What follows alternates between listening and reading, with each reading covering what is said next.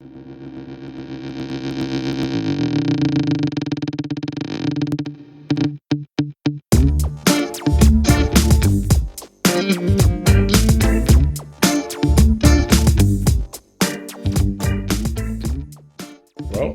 if you've been following along, as you can see, I've done a little bit off camera. I just had to, there's just so much to put into this drawing. And also, because there's so much to put in, I decided to go into time-lapse right from the start. So I've done quite a bit of the foliage, well, not quite a lot, but that corner there anyway. And I'm just slowly putting down what I call the underdrawing. So I'm sort of putting in the detail as I go as well. I mean, putting in the darks and the lights and the mid-tones, just to see the difference between the different foliage that's there. It's not just one big bush. And once again, I'm using artistic license. I know you've heard me say that term quite a lot, but I use it quite a lot because I just want to make it my drawing. You know, I mean, I try to stick to the reference for, you know, for the main details, but when I'm adding bits to try and enhance the drawing, well, you know, I just go off on a different tangent. Although that is pretty close to the bushes, as you can see in the reference photo there. But it's not, you know, I always say it's more of a guideline. Now, as far as the old Thames Trader truck goes, now, there was actually a Ford. And the earlier models were based on the American Ford. And this, well, the new Thames Trader, which is this model, was the first heavy commercial to be designed by Ford of Britain. Although the headlight surround, it sort of has a bit of a resemblance to the American Ford C-Series trucks of the mid-50s. All you Ford enthusiasts out there would probably know a bit more about that than I certainly do. Wayside Wade probably knows all about it. I believe he's a big Ford enthusiast. Now, one of the things that set them apart from other British commercial vehicles was the distinctive cab design. They came out in petrol and diesel motors, 4 cylinders, 6 cylinders, and the model range covered 2 to 7 tonnes. I'm not sure if that's what they carried or that was the tier weight. They were manufactured by Ford UK, and they were produced between 1957 and 1965 and assembled in Dagenham, England. And I was reading an article about when they were first manufactured, and they said, oh, the cab entry was difficult, but once aboard, drivers found the controls well placed and forward vision extremely good, thanks to the one-piece screen and short sloping bonnet. And now Ford described the cab as slim and snug, but the drivers actually categorised it as being cramped. And although not perfect, Ford managed to capture a very large slice of the middleweight market. You know, and I remember back in New Zealand as a young fella, they were quite a common vehicle on the road. Well, once again, it's about that time where I stop talking, and depending on what part of the world you live in, grab a cup or a glass of your favourite drink, put your feet up and relax to the relaxing music, think about the wonderful weekend ahead, and I'll see you in a few minutes.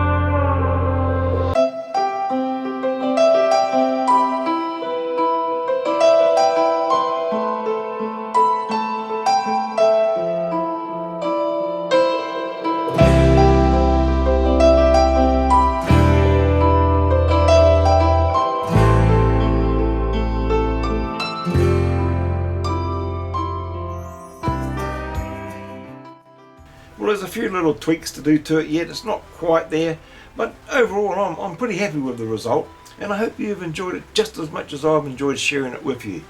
And I can't wait to get started on the next one. I won't tell you what it is just now, but I'll give you a little hint. It's got something to do with what the truck does. Now, if you enjoyed this video and felt you got some value, give me a thumbs up, leave a comment and share it with your friends, because if you enjoyed it, the chances are they're going to enjoy it just as much. And if you haven't yet subscribed but would like to, hit that red button, ring the bell, that way you'll get notified every time a new video comes out. Now before you go, click on this video over here. I think you'll enjoy that one next. Well, that's about it for this week, my friends. Have a wonderful weekend, stay safe out there, and we'll see you in the next one. Same time, same place.